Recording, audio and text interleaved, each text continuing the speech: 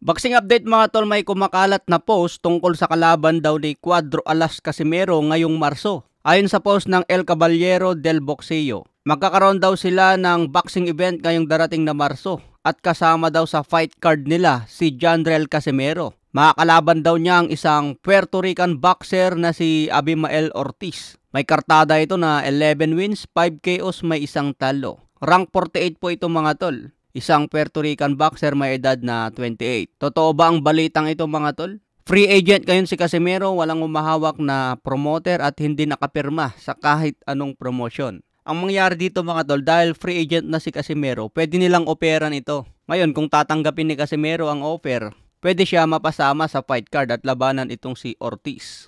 Rank 48 ito mga tol, hindi na masama. Hindi katulad sa mga activity fight ni Wonderboy at Mark Magsayo, nasa 600 plus ata ang ranking. Pero malay natin mga tol, katulad kay Jaime Munguia, biglang na-upset. Inaasahan na mananalo na si Jaime Munguia pero biglang tinamaan at natulog sa ring. Sa ngayon, hindi pa kumpirmado kung totoo ang balitang yan. Kung Marso ang laban, may 3 buwan pa na mag-training si Cuadro Alas. Sa ngayon, nakikita natin na ginagawa ni Cuadro Alas, lumalaban po siya ng billiard. Nag-aamon siya ng pustahan sa mga billiard, sa mga influencer.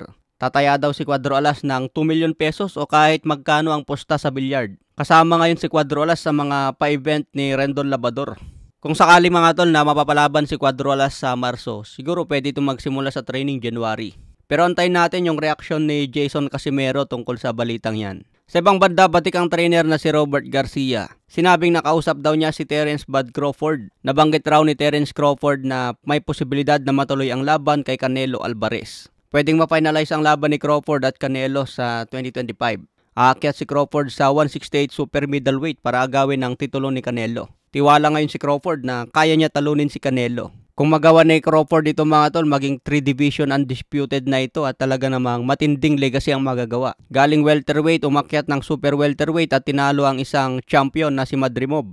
Ngayon lalagpasan ang middleweight division, rekta agad sa super middleweight at labanan ng isang superstar na Canelo. Kaya matindi ang legacy ni Crawford dito kung matalo niya si Canelo. Ngayon kung manalo naman si Canelo mga tol, walang mawawala kay Crawford. Kumita pa ng milyones, babalik lang yan sa kanyang division.